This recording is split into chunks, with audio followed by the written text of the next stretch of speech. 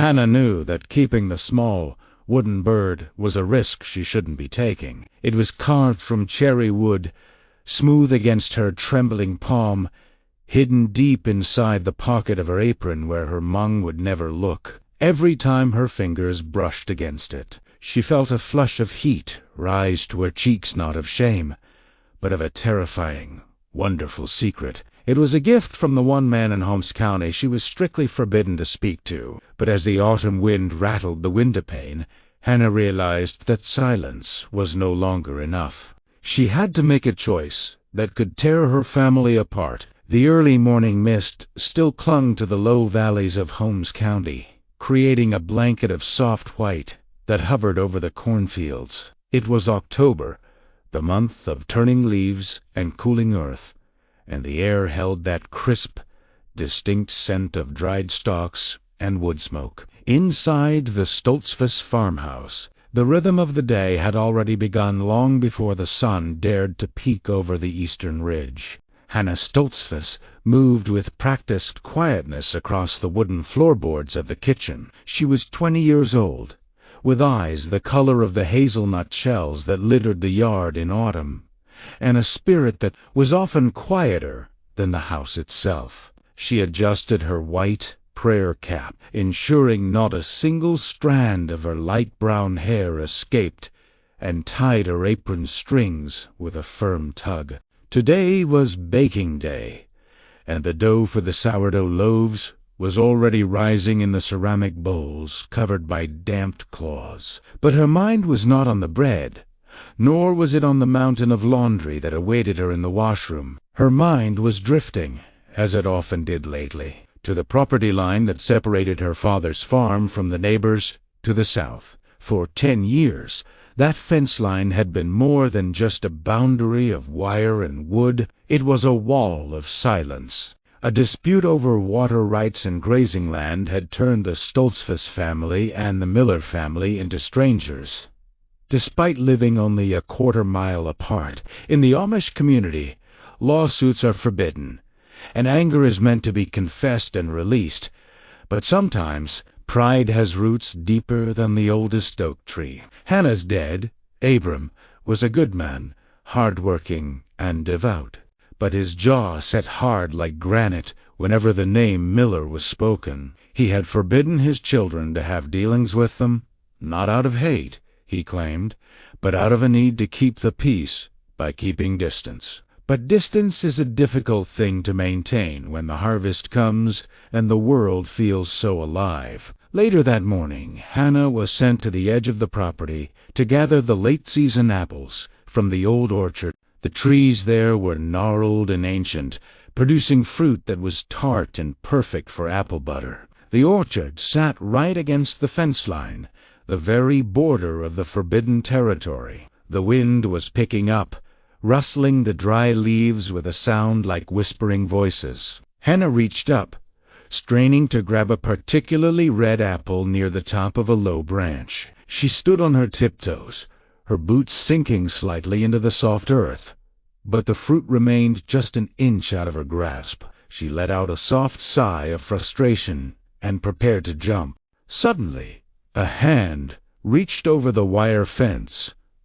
Large, calloused hand, dusty from work, and plucked the apple with ease. Hannah gasped and spun around, clutching her basket to her chest as if it were a shield. Standing on the other side of the fence, looking equally startled but holding the apple out to her, was Levi Miller.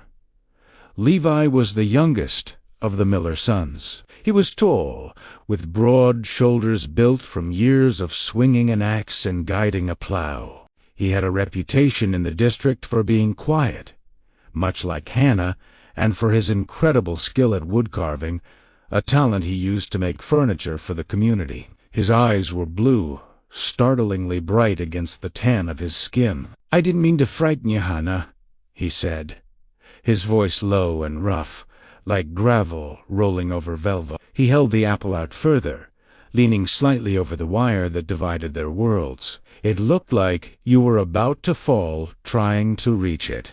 Hannah's heart hammered against her ribs like a trapped bird. She knew she should turn around. She knew she should walk back to the safety of her dad's barn without a word. That was what a dutiful daughter would do. But her feet felt routed to the spot. She looked at the apple, then up at Levy's face. He wasn't smiling, but there was a softness in his expression that she hadn't expected from a miller.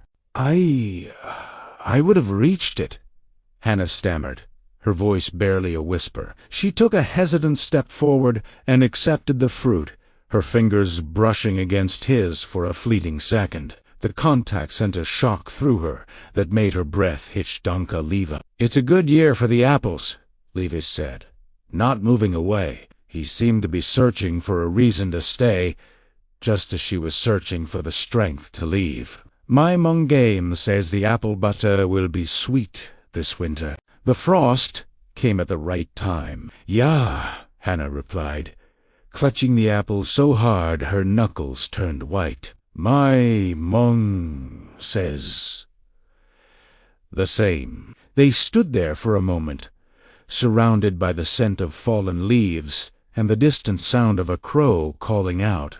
It was a simple conversation about fruit and weather, the kind of talk that happens 1,000 times a day in Holmes County. But between them, it felt heavy, charged with 10 years of silence and a lifetime of curiosity. "Anna!" The voice of her younger brother, Amish, rang out from the top of the hill, breaking the spell. Unaccompanied, her eyes widening in panic. She looked at Levi, her eyes pleading for him to understand. Inohed onse, a quick, sharp movement, and stepped back from the fence, disappearing into the thicket of trees on his side of the line. By the time Amos came running down the hill, Hannah was alone, placing the red apple into her basket.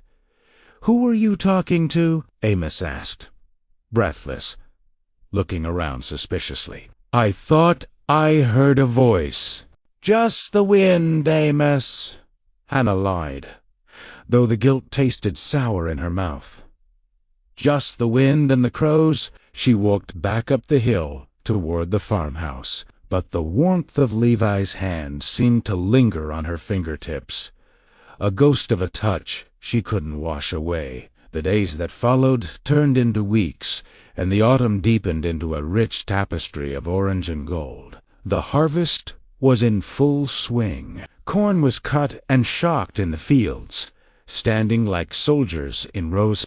Pumpkins were piled high on the porches, and the smell of vinegar and spices wafted from every kitchen window. Hannah tried to put Levi Miller out of her mind. She threw herself into her chores.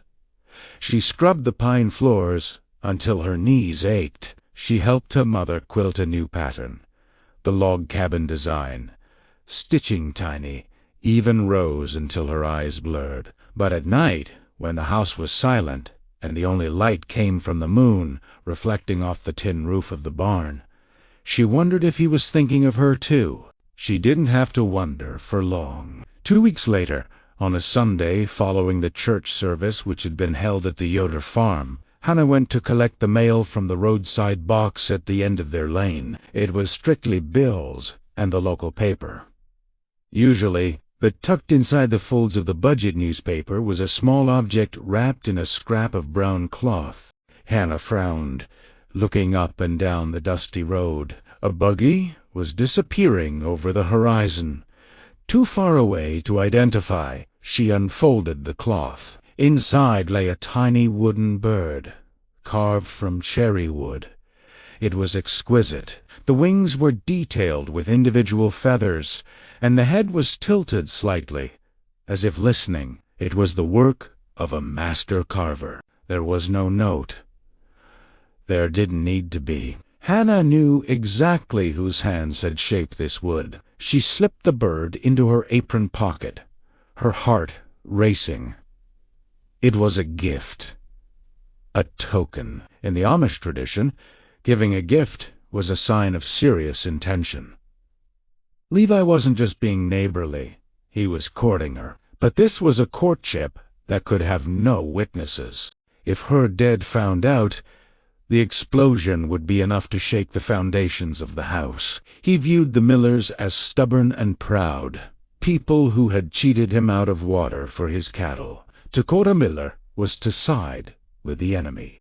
Over the next month, the fence line by the old orchard became their sanctuary. They never planned the meetings, yet somehow they always knew. If Hannah hung a blue towel on the clothesline nearest the orchard, Levi would find a reason to check the fence an hour later. If Levi left a certain rock atop a fence post, Hannah knew he would be there after the evening milking. Their conversations were innocent yet intimate. They talked about their faith, about the sermons they heard, about the way the light hit the frost in the morning.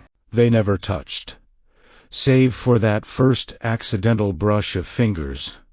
But the space between them hummed with an energy that was undeniable. "Do you think," Hannah asked one evening, the sun dipping low and painting the sky in bruises of purple and red, "that the past can ever truly be buried? Or do we just pile dirt on top of it and pretend it's not there?" Levi rested his boot on the bottom wire of the fence, looking out over the valley. "I think the past is like the roots of these trees, Hannah. You can't see them, but they decide which way the branches grow." But he turned to look at her, his gaze intense. "We can graft new branches. We can choose to grow differently. My dad. He is set in his ways," Hannah whispered, pulling her shawl tighter around her shoulders against the chill. "He says, your father has a heart of stone, and my dad says yours is as stubborn as a mule," Levi said with a sad smile. "But they are looking at the world through old cracked glass." "I see you, Hannah. I don't see a land dispute. I see the woman who prays with a gentle spirit and works harder than anyone I know." Hannah felt tears prick her eyes. It was the most romantic thing anyone had ever said to her. "I have to go," she said, her voice trembling. "They will miss me at supper." "Wait," Levi said. He reached into his pocket and pulled out a small, folded piece of paper. "I wrote something, not a letter, ... Just a verse. Read it when you are alone." Hannah took the paper and fled back to the safety of her home. That night, by the dim light of her kerosene lamp, she read the verse. It was from the Song of Solomon. "I have found the one whom my soul loves." She pressed the paper to her heart and prayed for a way, any way, that this could be right in the eyes of God and her family. Winter arrived with a vengeance that year. The snow fell thick and heavy, burying the fences and turning the roads into treacherous paths of ice. The meetings by the orchard became impossible. The bitter cold kept everyone indoors, huddled around the wood stoves. The isolation was agonizing for Hannah. She had only the wooden bird and the scrap of paper to keep her company. She felt a deep loneliness, a hollowing out of her chest that prayer didn't seem to fill. She began to look pale, her appetite waning. Her mother, Sarah, noticed. "You are quiet, Hannah," Sarah said one afternoon as they were shucking dried corn for the chickens. "Quieter than usual, and your eyes, they look like you are searching for something you cannot find." "I am fine, Mongmei," Hannah insisted, keeping her eyes on the corn. "It is just the winter. The gray days make me tired." Sarah reached out and placed a hand on Hannah's arm. "A mother knows her daughter's heart. Is there... Is there someone?" Hannah froze. She wanted to tell her. She wanted to pour it all out, to weep into her mother's apron and ask for advice. But she knew that Sarah, as much as she loved her, would have to tell Abram. That was the order of things. "No, Mong'aim," Hannah lied. "Again, there is no one. But secrets in a close-knit community are like seeds. Eventually, they sprout. It happened in January. A blizzard had struck the county, knocking out power lines for the English neighbors and burying the Amish farms in 3 feet of snow. The roads were impassable. On the second night of the storm, a frantic pounding came at the Stoltzfus door. Abram opened it to find a young boy, shaken with cold, his face pale. It was Levi's nephew. "Please," the boy gasped. "The barn, ... the roof, ... The snow was too heavy. It collapsed. The cows are trapped. Grandfather is hurt." Abram stood in the doorway, the cold wind swirling snow into the kitchen. He looked at the boy, then at the darkness toward the Miller farm. For a second, the old anger flared in his eyes. But then he looked at Hannah, who had risen from her chair, her face full of terror not for the cows, but for the people. "Get your coats!" Abram barked to his sons. "Amos, get the shovels and the lanterns. Hannah, you and Mungum, prepare blankets and hot water. We go to help." It was not a question of friendship.